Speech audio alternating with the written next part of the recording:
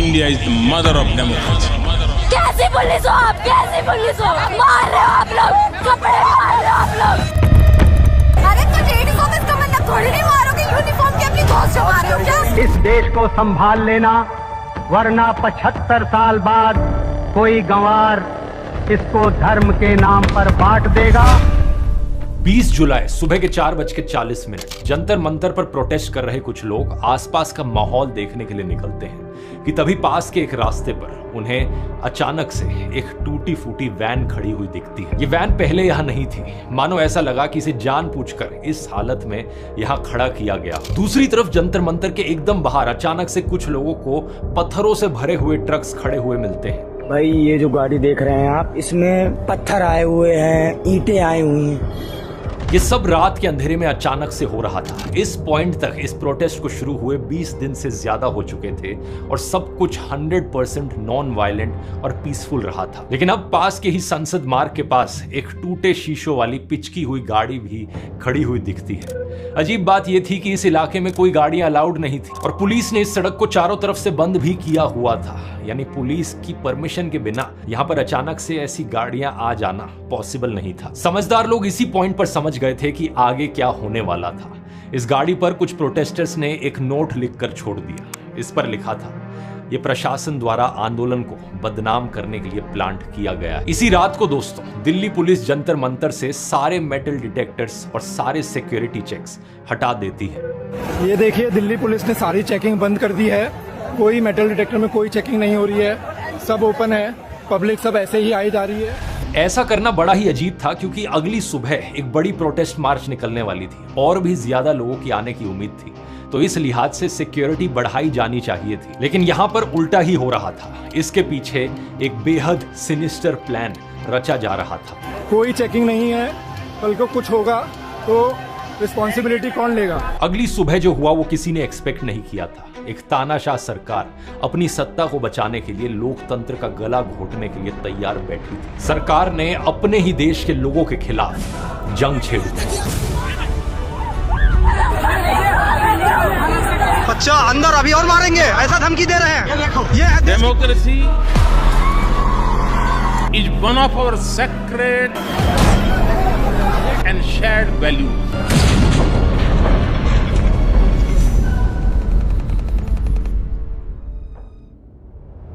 नमस्कार दोस्तों, एक छोटा सा रिमाइंडर, इस संडे 26 जुलाई को मैं अगली एआई मास्टर क्लास होस्ट कर रहा हूं। बेस्ट तरीका अपने आप को एआई की फील्ड में अपस्किल करने का। यहां मैं आपको 30 एआई टूल सिखाऊंगा जो सबसे जरूरी है आपके करियर और आपके फ्यूचर के लिए। ये लास्ट चांस है आपका ज्वाइन करने के लिए, लिंक नीचे पिन कमेंट में मिल जाएगा। एग्जैक्टली किस तरीके से यहां देश के यूथ पर, देश के लोगों पर अत्याचार किया गया और इसकी प्लानिंग की गई, इसे बेहतर समझने के लिए हमें थोड़ा सा रिवाइंड करना पड़ेगा। 20 जून 2026 वो दिन था जब कॉकरोच जनता पार्टी जंतर मंतर पर प्रदर्शन करती है और मांग सिर्फ एक थी, एजुकेशन मिनिस्टर धर्मेंद्र प्रधान का रेजिग्नेशन। 1,51,000 मेडिकल सीट था, वो आज बढ़ के 1,08,000 मेडिकल सीट हो गए। सीट भी हमने बढ़ाया। कोई भी आप जरूरत ना करे इस भारत में बच्चों के भविष्य के साथ खेलें या नीट अखबार को लीक करने की ताकत रखें। करीब 8 दिन बाद 28 जून को सोशल एक्टिविस्ट सोनम वांगचुक भी जंतर मंतर पहुंचते हैं और इस मुद्दे पर अनशन पर बैठ जाते हैं। भारत माता की। ये अनशन शांतिपूर्ण तरीके से चलता है, पुलिस को भी इससे कोई आपत्ति नहीं होती। इनफैक्ट कई सारे ऐसे वीडियो सामने आते हैं जहां पर प्रोटेस्टर्स और पुलिस के बीच में इंटरैक्शंस बड़े फ्रेंडली तरीके से हो रहे हैं, लेकिन सरकार की तरफ से इसे पूरी तरीके से इग्नोर किया जाता है। अनशन के पहले 17 दिनों में सोनम का वजन लगभग 8 किलो से गिर जाता है। धीरे धीरे सोशल मीडिया के माध्यम से सोनम वांगचुक की तस्वीरें और वीडियो सोशल मीडिया पर वायरल होने लगते हैं। कमजोर हालत में देखकर लोगों का दिल दहल जाता है। इनके समर्थन में देश भर में आवाजें उठने लगती है और यहीं पर आता है सबसे बड़ा टर्निंग पॉइंट इस प्रोटेस्ट का। 17 जुलाई 2026 होम मिनिस्टर अमित शाह अचानक से दिल्ली पुलिस कमिश्नर सतीश गोलचा को उनकी पोस्ट से हटा देते हैं। यह बड़ा सरप्राइजिंग था क्योंकि कुछ ही महीनों बाद अप्रैल 2027 में वो वैसे ही रिटायर होने वाले थे, लेकिन यहां पर उन्हें इमीडिएटली हटा दिया जाता है। आखिर क्यों? शायद वो इस बात से नाराज थे कि ये प्रोटेस्ट कितना पीसफुली चल रहा था।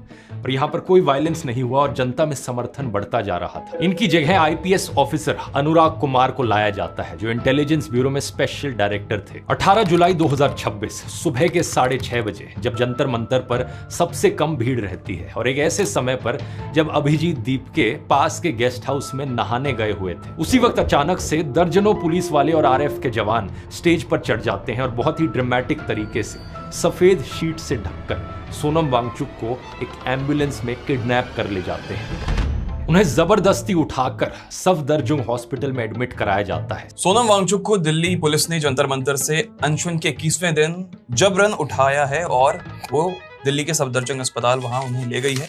सवाल ये कि क्या पिछले दिल्ली पुलिस के कमिश्नर सतीश गोलचा को इसलिए हटाया गया क्योंकि उन्होंने ये करने से मना कर दिया था? शायद यहां पर सरकार को उम्मीद थी कि अगर मूवमेंट का चेहरा हट जाएगा तो प्रोटेस्टर्स की हिम्मत टूट जाएगी। अब हिम्मत टूटी या नहीं ये तो 20 जुलाई को पता चलना था, लेकिन उससे पहले 19 जुलाई की रात को दिल्ली में ढेर सारे इंतजाम किए जाते हैं। शाम को 7 बजे डीसीपी न्यू दिल्ली के ट्विटर अकाउंट से ट्वीट आता है, दिल्ली पुलिस बीएनएसएस का सेक्शन 163 लगा देती है, जिसके हिसाब से 5 से ज्यादा लोग एक जगह इकट्ठे नहीं हो सकते थे। अपने धमकी भरे अंदाज में लोगों से अपील करती है पुलिस कि वो ऐसे किसी भी मार्च का हिस्सा ना बने। इस रात स्टूडेंट्स को रोकने के लिए 10-10 फीट ऊंचे बैरिकेड्स लगाए जाते हैं। पहले तो 3 लेयर की बैरिकेडिंग थी ही, जब उससे भी काम नहीं चला तो बाद में इन बैरिकेड्स को वेल्ड करके जोड़ दिया गया। इसके अलावा सरकार ने इस पूरे एरिया में जगह जगह कम्युनिकेशन जैमर्स लगा दिए ताकि लोग आपस में बात ना कर पाए। सेंट्रल दिल्ली की 150 साइट्स पर इंटरनेट भी बंद करवा दिया गया ताकि अंदर से कोई वीडियो, कोई तस्वीर बाहर ना जा सके। चारों तरफ से प्लानिंग सेट थी इस मूवमेंट को पूरी तरीके से कुचलने की। बारिश हुई लेकिन भीड़ कम नहीं हुई। हजारों की तादाद में स्टूडेंट्स मेट्रो से भी आने लगे। सुबह के 9 बजे के करीब दिल्ली मेट्रो की अनाउंसमेंट आती है। सिक्योरिटी रीजंस की वजह से 5 मेट्रो स्टेशंस बंद कर दिए जाते हैं। जनपथ, राजीव चौक, पटेल चौक, सेंट्रल सेक्रेटेरिएट और सेवा तीर, ये 5 स्टेशंस मार्च के रूट पर पड़ते थे। यानी जिस वक्त लोगों को जंतर मंतर पहुंचना था, ठीक उसी वक्त वहां पहुंचने के सारे रास्ते बंद कर दिए गए थे। भारी भीड़ अंदर जमा हो गई। लोगों ने मेट्रो स्टेशंस के अंदर ही नारे लगाने शुरू कर दिए।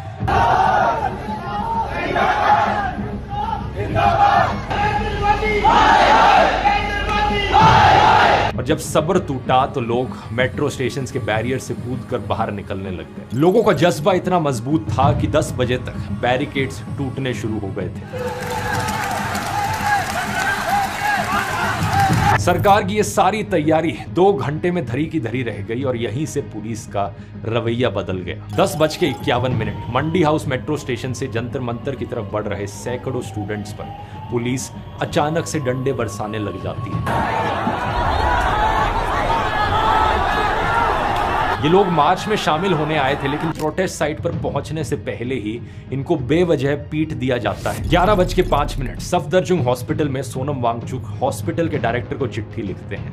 कहते हैं, मैं बताना चाहता हूं कि आज मैं बिल्कुल ठीक महसूस कर रहा हूं और मुझे हॉस्पिटल से जाने दिया जाए ताकि मैं मार्च में शामिल हो सकूं। लेकिन उन्हें इसकी इजाजत नहीं दी जाती। इस वक्त तक लोगों की भीड़ लाखों में पहुंच चुकी थी। लोग पार्लियामेंट की तरफ मार्च करने निकलते। जवाब में पुलिस पार्लियामेंट स्ट्रीट पर कम से कम 25 आंसू गैस के गोले दागती है। ये प्रोटेस्टर्स हैं और आंसू गैस के गोले लगातार छोड़े जा रहे हैं। और यहाँ पर कई सारे वीडियोस में आप देख सकते हो कि पुलिस सिर्फ लोगों को रोकने के लिए नहीं है, बल्कि खड़े हुए बेगुनाह लोगों पर भी आंसू गैस फेंकी गई। ये वाला वीडियो देखो, आराम से बैठे हुए ग्रुप ऑफ स्टूडेंट्स पर भी टीयर गैस के गोले फेंके गए। लगभग 12:30 बजे पुलिस आईटीओ का विकास मार्ग ब्लॉक कर देती है। ये ईस्ट दिल्ली को पार्लियामेंट वाले इलाके से जोड़ने वाली मुख्य सड़क है। और इसके कुछ ही देर बाद संसद मार्ग की तरफ से पार्लियामेंट की ओर बढ़ रहे प्रोटेस्टर्स को पुलिस स्टेशन के बाहर रोका जाता है। इन पर भी लाठियां चलाई जाती है। ये रैपिड एक्शन फोर्स ने लाठीचार्ज। यूट्यूबर श्याम मीरा सिंह भी यहाँ इस पॉइंट पर भीड़ में मौजूद थे और इन्होंने वीडियो पर रिकॉर्ड किया कि किस तरीके से लोगों को बेरहमी से मारा गया। आंसू गैस के गोले डाले जा रहे हैं और लाठीचार्ज की जा रही है। आप एकदम दंगे जैसी रिपोर्ट हो रही है। देखिए देखिए देखिए देखिए देखिए देखिए देखिए देखिए देखिए देखिए देखिए देखिए ये क्या आंसू गैस नहीं है। और देखिए देखिए जाने लोग देखो नॉर्मल नॉर्मल जाते हुए लोगों को पीट रहे भाई, नॉर्मल जाते हुए। इस बीच पार्लियामेंट के गेट बंद कर दिए जाते हैं। करीब 1:30 बजे प्रोटेस्टर्स को रफी मार्ग से डिटेन किया जाता है। जब यहां से छात्रों को भगाया गया तो वो इंडिया गेट के गार्डन्स के पास पहुंचे और पुलिस ने मोटरसाइकिल्स और वैन्स इन लॉन्स में चलाई। इसके बाद स्टूडेंट्स प्रेस क्लब और रायसीना रोड पर ही बैठ गए, लेकिन कुछ प्रोटेस्टर्स पार्लियामेंट के काफी नजदीक जरूर पहुंचे। इसी पॉइंट पर एक ये खौफनाक वीडियो सामने आता है जहां पर सिक्योरिटी फोर्सेस फायरिंग पोजीशंस लेकर बैठती है, मानो जलियांवाला बाग का सीन हो। जनरल डायर ऑर्डर दे रहे हो फायर करने का। इसी वक्त पार्लियामेंट कॉम्प्लेक्स के अंदर मल्टी टियर्ड लॉकडाउन कर दिया जाता है और सिक्योरिटी पर्सनल्स लोहे के गेट्स को फिजिकली पकड़कर खड़े हो जाते हैं। इसी बीच नरेंद्र मोदी एक डरे हुए तानाशाह की तरह पार्लियामेंट बिल्डिंग को छोड़कर भाग निकलते हैं। पुलिस ने जब लोगों को जंतर मंतर की तरफ आने से रोका तो कनॉट प्लेस और जनपथ में भी हजारों लोग इकट्ठे हो गए। कनॉट प्लेस के सेंट्रल पार्क को स्टूडेंट्स ने डेमोक्रेसी पॉइंट घोषित कर दिया और यहां से हिलने से इनकार कर दिया। यहां मौजूद थे यूट्यूबर सार्थक गोस्वामी, जिनको एक स्टूडेंट ने बताया कि इसी इलाके में पुलिस वालों ने लाठीचार्ज किया और प्रोटेस्टर्स और स्टूडेंट्स पर पत्थरबाजी करी। तो इन्होंने लाठीचार्ज और पत्थर चार्ज कर दिए और बहुत पुलिस वालों ने, और जो पुलिस वाले थे उन पर बैच नहीं था नंबर प्लेट का। इसका एक बड़ा क्लियर वीडियो इस सामने आया है जहां पर आप क्लियरली देख सकते हो कि पुलिस वाले स्टूडेंट्स पर पत्थर फेंक रहे हैं। पुलिस के द्वारा किए गए इस वायलेंस के ढेर सारे वीडियोस मौजूद हैं। ऐसे वीडियोस जिनमें महिलाओं को बेरहमी से मारा जा रहा है, निहत्थे लोगों को बुरी तरीके से पीटा गया। यहाँ तक पुलिस ने लोगों की मदद करने आ रहे डॉक्टर्स तक को भी नहीं छोड़ा। हम डॉक्टर्स हैं, हम शांति से हेल्प करने आए थे, हम नारे भी नहीं लगा रहे थे। उन्होंने बोला तुम्हें बुलाया किसने, डंडे मारे उन्होंने हमें। जनपद पर तो एक पुलिस वाले ने एक बच्चे का काफी देर तक गला दबा कर रखा। सबसे डिस्टर्बिंग बात यह थी कि जिन पुलिस वालों को यहाँ तैनात किया गया था उनकी वर्दी से नेम प्लेट्स हटाई गई थी।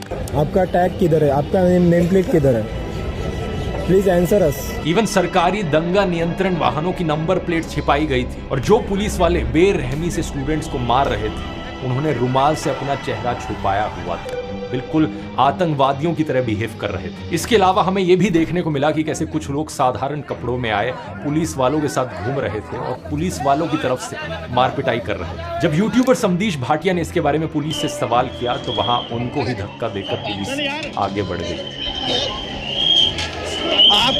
आपके बंदे सिविल क्लोथिंग में क्यों हैं? आपकी नेम प्लेट क्यों नहीं है? ये तो बताओ, ये बताओ ना, आप बताओ तो सही। हम नागरिक हैं आपके देश के, आप बता क्यों नहीं रहे हो? आपका कोई कमिश्नर आके बताए। दोपहर के लगभग 3:30 बजे तक पुलिस जंतर मंतर के भीतर घुस आई थी और वहां भी लाठीचार्ज होना शुरू हो चुका था। श्याम मीरा सिंह का ये वीडियो देखिए, स्टूडेंट्स को किस तरह दौड़ाया गया कि उनकी चप्पलें तक वहीं छूट गई। दिल्ली पुलिस ने उस स्टेज तक को डिसमेंटल कर दिया जहां सोनम वांगचुक ने 3 हफ्तों तक अनशन किया था। जो जर्नलिस्ट, ग्राउंड रिपोर्टर्स और यूट्यूबर्स यहां मौजूद थे उन पर भी हिंसा करने लगी थी। यूट्यूबर सार्थक गोस्वामी को भी एक सिविल ड्रेस में घूम रहे आदमी ने धक्का दिया और लाठी से मारा। वो जो था ना, गद्दी पकड़ के ऐसे करके फेंका है भी मुझे ना, नेम टैग है, तुंदलू सी आई हुई है उसकी, हाथ में लठ है, साथ में बैठे हुए हैं तो चिल्ला लेंगे। गुंडों को बुला के पिटवाया अपनी जनता को। समदीश भाटिया पर भी लाठियां चलाई गई। आप जाइए, आपके लिए फायदा रहेगा, ठीक है? आप जाइए। मैं तो जा रहा था, आप ही ने मारी ना लाठी, आप ही ने मारी ना, आप जाइए। आप बीइंग ह्यूमन चैनल चलाने वाले रमित वर्मा को तो पुलिस ने इतनी जोर से मारा कि उनके सर से खून निकलने लगा। 5-7 मिनट पहले मेरा सर फट चुका था। 5-7 मिनट बाद भी जब उसको पुलिस वाले को दिखा भी है कि ये खून में लथपथ है, फिर भी उसने घुमा के मेरे जबड़े पे मारा है। मैं इन सभी ग्राउंड जर्नलिस्ट को यहाँ पर सैल्यूट करता हूँ जो इतनी तमाम दिक्कतों के बावजूद ग्राउंड पर मौजूद थे और सच बाहर लाने का काम कर रहे थे। इन्होंने वो काम किया जो मेन स्ट्रीम मीडिया को करना चाहिए। अगर ये नहीं होते तो हमें ये सारी खबरें भी नहीं पता चल पाती, क्योंकि उस दिन पूरे एरिया में इंटरनेट ब्लॉक कर दिया गया था। इस बीच में मोदी सरकार ने सबका ध्यान भटकाने के लिए बातचीत का नाटक भी किया। सुबह 10:40 पर खबर आती है कि सीजेपी के चीफ स्पोक्स पर्सन सौरभ दास को डेप्यूटी कमिश्नर के ऑफिस ले जाया गया है। सेंटर की तरफ से बात कर रहे थे डीसीपी सचिन शर्मा। पहले सरकार कहती है कि हम एक डिस्ट्रिक्ट मैजिस्ट्रेट को भेज देते हैं आपके साथ बातचीत करने के लिए, फिर कहती है यूनियन सरकार के एक सेक्रेटरी से मिल लो, फिर मिनिस्टर ऑफ स्टेट से मिलने का ऑफर आता है, लेकिन सीजेपी ने हर बार मना कर दिया। उन्होंने कहा कि या तो हम प्रधानमंत्री से मिलेंगे या किसी यूनियन कैबिनेट मिनिस्टर से मिलेंगे। आखिर में उनको हेल्थ मिनिस्टर जेपी नड्डा से मिलवाने की बात की जाती है। 2 घंटे तक इंतजार करवाया जाता है। 2 घंटे के इंतजार के बाद जेपी नड्डा उनसे सिर्फ 10 मिनट के लिए मिलते हैं और कहते हैं कि उनकी डिमांड्स पर वो इंटरनली बात करेंगे। लेकिन सच बात ये थी दोस्तों कि ये पूरी चीज एक डिस्ट्रैक्शन थी। प्रोटेस्ट जब अपनी पीक पर था तो सारे लीडर्स और स्पोक्स पर्सन को वहां से गायब कर देना ताकि प्रोटेस्टर्स को कोई लीडर ही ना दिखे। और इसी मौके का फायदा उठाकर पुलिस ने सब पर लाठीचार्ज किया और सबको मारना पीटना शुरू किया। कैसे रखते हो? जो लोग देश को टुकड़े टुकड़े करना चाहते हैं वही लोग आज डफली बजा रहे हैं जंतर मंतर में। लेकिन सच बात यह है दोस्तों कि सरकार ने जितना दबाने की कोशिश करी उतनी ही लोगों की आवाज उभर कर आई। हमें वो रेवोल्यूशनरी स्पिरिट देखने को मिली जो शायद आजादी के वक्त फ्रीडम फाइटर्स में देखने को मिलती थी। अब ये प्रोटेस्ट सिर्फ दिल्ली तक सीमित नहीं रहे हैं, ये देश के कोने कोने तक पहुंच गए हैं। लखनऊ यूनिवर्सिटी के स्टूडेंट्स ने भी इसी मुद्दे पर प्रोटेस्ट किया, उनको यूपी पुलिस ने हिरासत में ले लिया। इलाहाबाद के स्टूडेंट्स ने भी एक मार्च निकाला, अहमदाबाद में भी प्रोटेस्ट हुए और वहां भी स्टूडेंट्स को डिटेन किया गया। कोलकाता में भी प्रोटेस्ट देखने को मिले, मुंबई के चैत्या भूमि में भी प्रोटेस्ट हुए, बेंगलोर में भी प्रोटेस्ट देखने को मिले, गोवा में भी स्टूडेंट्स के सपोर्ट में प्रोटेस्ट निकाले गए और अरुणाचल प्रदेश तक में भी हजारों स्टूडेंट्स ने मार्च करी। और सबसे बड़ी बात यह रही कि जिस जंतर मंतर को दोपहर के 3:30 बजे तक जबरदस्ती खाली करवाया गया, उसी जंतर मंतर पर शाम होते होते प्रोटेस्टर्स फिर से वापस लौट आए। जो स्टेज टूट चुका था लोगों ने उसे वापस लगा दिया। लाठी से भीड़ हटाई जा सकती है, लेकिन जो विचार लोगों के दिमाग में, जो इनकलाब की गूंज लोगों के दिल में है, उसे कोई लाठी नहीं हटा सकती। ये आने वाली कई जनरेशंस के लिए प्रेरणा बनेगी। कैसे एक जमाने में इंडियंस ईस्ट इंडिया कंपनी के खिलाफ खड़े हुए थे और आज यही इंडियंस वेस्ट इंडिया कंपनी के खिलाफ खड़े हैं। आज दुनिया देख रही है कि कैसे एक लोकतांत्रिक कहे जाने वाले देश की सरकार ने अपने ही बच्चों के खिलाफ साजिश रची और अपने ही लोगों पर एक जंग छेड़ दी। सबसे अजीब बात पता है क्या इस पूरी चीज में, कि बच्चों की तरफ से सिर्फ एक डिमांड थी कि एग्जाम्स की चोरी ना हो, एक बेहतर एजुकेशन मिनिस्टर को बिठाया जाए। हम युवाओं ने क्या मांगा? सिर्फ एक धर्मेंद्र प्रताप से इस्तीफा ही तो मांगा है। और सिर्फ इसी चीज के लिए उन पर आंसू गैस छोड़ी गई। मैं इस प्रधानमंत्री से सिर्फ इतना कहना चाहूंगा, shame on you Narendra Modi. जो सरकार बच्चों को लाठियां मार रही है उसका जाना तय हो गया है, बस समय की बात है। मैं इस सरकार से कहना चाहूंगा, ज्यादा तानाशाही मत दिखाओ, लोगों की लिमिट टेस्ट मत करो कि किस हद तक लोग ये वायलेंस बर्दाश्त कर सकते हैं, क्योंकि अंत किसी भी वायलेंस का सही नहीं होगा किसी भी साइड के लिए। इतिहास में जो जो तानाशाह अपने आप को ज्यादा बड़ा समझ रहे थे, उतना ही खौफनाक उनका अंत हुआ था।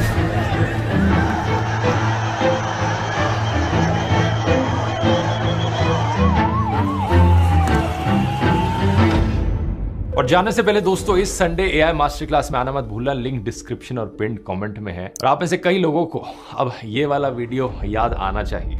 2 साल पहले मैंने तानाशाही एक्सपोज करी थी इस सरकार की, आज उसका नतीजा आप सब देख सकते हो। यहाँ क्लिक करके देखो कि कैसे 2 साल पहले ही हालत बद से बदतर होनी शुरू हो गई थी।